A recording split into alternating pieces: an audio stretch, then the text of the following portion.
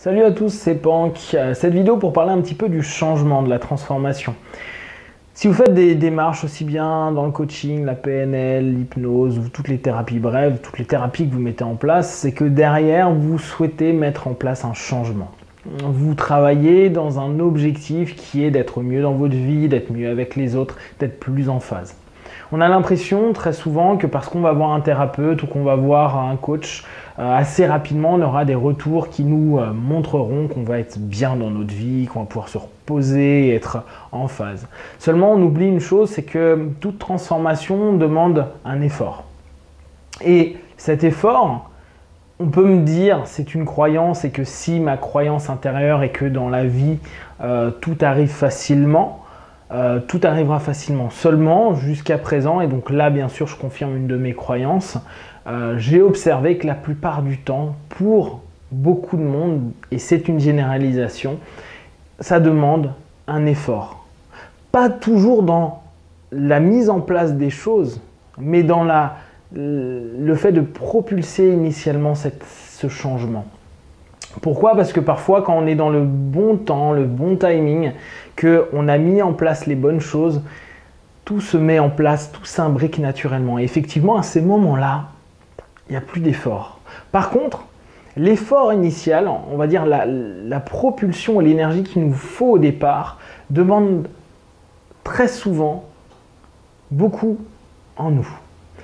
Tout simplement parce que changer, c'est admettre qu'on va vivre des périodes d'instabilité. L'instabilité n'est pas dans l'absolu quelque chose de problématique. Il le devient parce qu'on en a peur. Parce qu'on a peur de lâcher ce qu'on a avec nous depuis des années. Et on est quasiment tous pareils. On a tous cette notion de se dire « ouais, mais ça me dérange, ça me déplaît, cette habitude, cette attitude, cette manière d'être me fait du mal. Fait du mal aux gens que j'aime. Et pourtant, je n'arrive pas à la changer. Pourtant, je sais ce qu'il faut faire. J'ai compris où aller, j'ai compris les démarches à mettre en place. Par contre, c'est trop long, trop dur, trop difficile. On peut prendre ça dans les démarches alimentaires, changer la manière de manger. C'est complexe au départ, on n'a pas l'habitude. Notre corps est habitué à des choses et notre esprit aussi. C'est la même chose pour les personnes qui font du sport. Ceux qui n'en ont pas fait pendant longtemps, ça va être parfois compliqué de se dire « waouh, je dois y aller une fois par semaine, puis 2 fois par semaine, peut-être 3 fois par semaine ». Alors que jusqu'à présent, je ne faisais rien, je rentrais chez moi, je me mettais devant mon téléviseur et j'étais bien. Le changement, c'est accepter qu'on va déstructurer quelque chose qui pouvait être confortable dans son inconfort. Confortable dans l'inconfort, c'est quoi? C'est que même si jusqu'à présent c'était désagréable, ça ne nous plaisait pas, on a tellement eu l'habitude qu'on ne fait plus d'efforts, on ne conscientise plus cette habitude. Alors, on n'est pas bien, mais ça ne demande aucun effort d'être pas bien. On n'est pas bien de fonctionner de cette manière-là, de pilote automatique. Et même si ça nous fait du mal, le fait qu'on utilise zéro énergie, c'est quand même super apaisant. Je sais ce qui va se passer, je sais comment je vais me sentir après, mais je connais toute la démarche, donc ça va. Par contre, s'imposer une nouvelle manière d'être, de faire, de penser, d'évoluer, ça va demander automatiquement une rigueur au départ. Et comme disent certains coachs américains, ils disent « mais si c'était facile, tout le monde le ferait. Si c'était facile, tout le monde l'aurait mis en place. » Sauf que tout le monde ne le met pas en place. Combien de personnes autour de nous, on entend « ah ben j'aimerais changer ça » ou « ça bientôt je vais changer, je ne serai plus la même personne » ou « je vais arrêter ça » ou « je vais commencer ceci ». Et pourtant on ne les voit pas changer, ça fait des années et des années. Le nombre de personnes qu'on a pu rencontrer qui nous disent « je vais quitter mon boulot, il me saoule ». Et pourtant, 2, 3, 4, 10 ans après, on les voit dans la même boîte ou dans la même branche qui les gêne depuis des années. Alors, ce changement, cette prise de conscience de vouloir changer et de mettre en place les premiers pas, c'est parfois ce qu'il y a de plus difficile. Alors les Chinois, eux, ils sont cool, ils nous disent le plus long des parcours commence par un premier pas. Super, génial, au moins ça nous motive. Mais enfin bon, il y a des moments où on fait le premier pas, on se rend compte qu'il fait super froid dehors, qu'il y a un blizzard et qu'on ne voit pas à 1 mètre, et on va rentrer chez nous, on était confortable, même si notre maison est en train de se détruire et est complètement délabrée. Donc, l'idée, c'est accepter d'entrer que le changement va demander un effort et que ça fait peur. Même si on pense que ce qu'on va obtenir nous fait du bien, ça fait super peur de lâcher prise. Quand je dis lâcher prise, c'est en fait lâcher cette maison, laisser la porte ouverte et se dire jamais plus je n'y retournerai. J'avancerai dans ce blizzard où je ne sais pas si ce soir je vais pouvoir aller dormir quelque part, si ce soir je vais pouvoir manger, si ce soir je vais pouvoir voir quelque chose derrière cette neige ou derrière cette pluie. On ne sait pas. On avance à l'aveugle. Alors qu'on sait que tout au bout, il va y avoir le résultat qu'on attend, mais entre-temps, c'est instable, c'est pas clair, ça fait peur. Alors, parfois, on fait 2 pas en avant et on recule aussi vite. Et c'est normal, n'ayez pas honte de ça. N'ayez pas honte et vous dites pas « Ah, mais je suis incapable, j'ai pas de mental, je suis pas fort ». Très souvent, ce que j'explique aux gens, c'est que les personnes qui disent « j'ai pas de volonté », la volonté se trouve dans le conscient. Donc si je reprends rapidement, il y a le conscient, le subconscient, l'inconscient. Le subconscient, c'est là où il y a toutes nos mémoires à long terme. C'est là où il y a justement nos habitudes. C'est là où on a énormément de potentiel et en même temps, ce qui peut aussi énormément nous freiner. Le conscient, c'est juste nos mémoires à court terme, c'est juste notre logique et notre cohérence. Et dans le conscient, il y a cette volonté. Seulement entre la mémoire à long terme de 15 ans d'habitude qu'on retrouve dans le subconscient et la notion logique à court terme qu'on voit dans le conscient, il y a un conflit. Donc la volonté ne dépassera jamais le subconscient. C'est ce que disait Coué de manière très simple.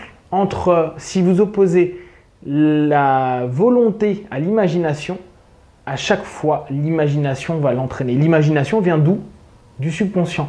Et on peut utiliser notre volonté comme un super levier quand on le lie à l'imagination. C'est pour ça qu'on vous fait autant visualiser, créer, imaginer et rêver.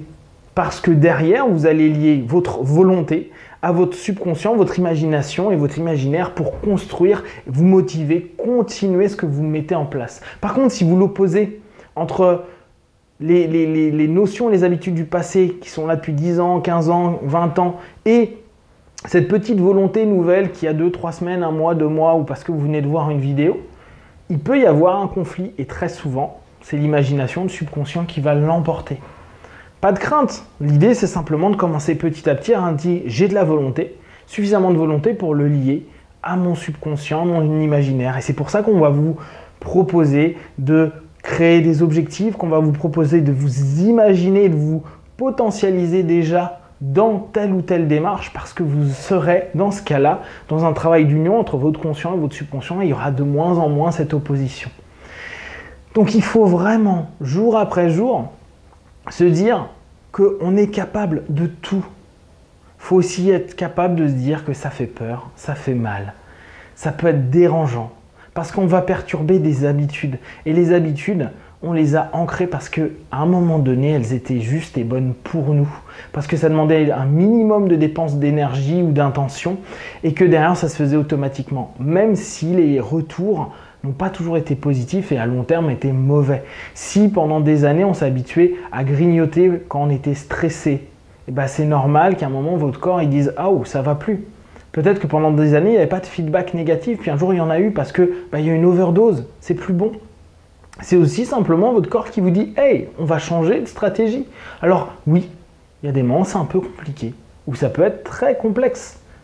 C'est simplement qu'il faut déjà accepter le fait que va y avoir un effort et que ça va devenir de plus en plus simple à partir du moment où on se met dans le bon état d'esprit, quand on a l'ouverture psychique et mentale. Par contre, si vous voulez un changement sans effort, ça pourra être difficile à mettre en place. Je ne dis pas que c'est impossible, ça va être difficile. Il faut juste se dire, ok, c'est un boulot sur moi et il va y avoir des étapes. Et ces étapes, je dois accepter de les passer une à une pour avancer.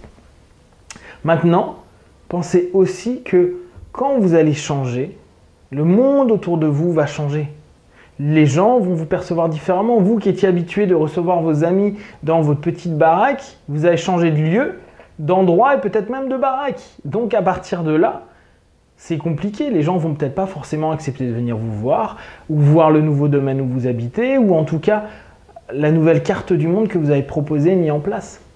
Et tout changement intègre automatiquement son entourage. Si vous décidez du jour au lendemain d'arrêter de boire ou de devenir végétarien, par exemple, vous êtes au courant que les personnes qui avaient l'habitude de manger avec vous le dimanche soir ou le samedi soir entre potes à la pizzeria ou autre, ou dans un restaurant de viande, vont être un petit peu étonnés que vous leur exprimiez l'idée que là ça suffit et que vous aimeriez manger ailleurs parce que vous estimez que ce n'est pas bon et juste pour vous.